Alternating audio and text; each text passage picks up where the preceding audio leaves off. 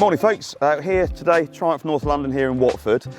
Over the years of doing my job, I've been asked a huge amount of times, how do you put a bike on a centre stand? Driving in this morning, I thought to myself, got Dan here today, let's do a video on how to put a bike on a centre stand. A few things I want to mention first of all. The main thing about getting a bike on a centre stand, and we're going to start off with this T120, is technique.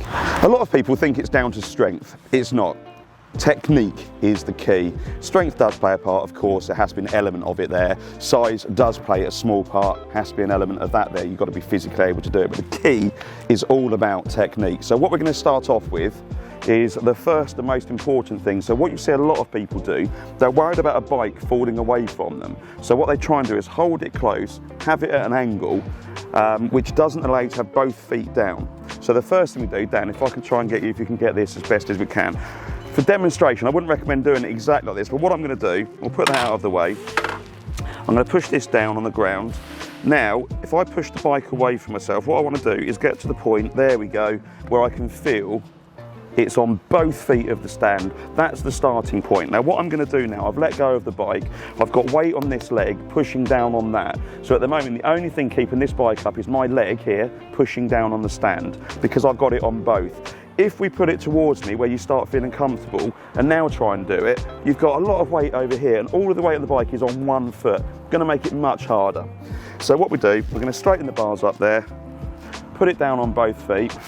I'm now going to reach around the bike, and each bike's different, and we're going to find something that we want to get hold of that feels sturdy. On this, I've got a bit of the subframe here. I'm going to get hold of that. I'm moving in close to the bike, keeping it pushed away, keeping it flat, and I'm now going to push down with my foot, so I'm pushing down, but the bike itself is going to go in an arc.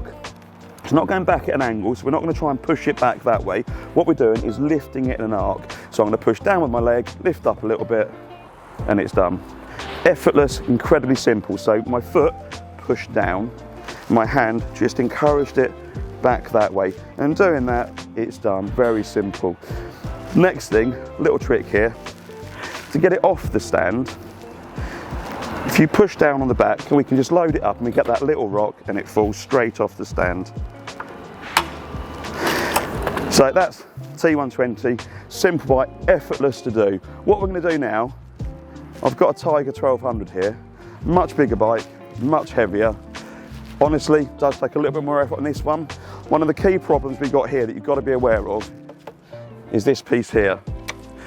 This kind of interferes a little bit with your leg, making it a bit harder, but it doesn't make it impossible. I'm doing it today in trainers, and I'm doing it in trainers deliberately because I want to make the point that it's possible, but it is by no means the easiest way. You're much better in a proper sturdy pair of bike boots. You've got a nice firm sole on that, it works better.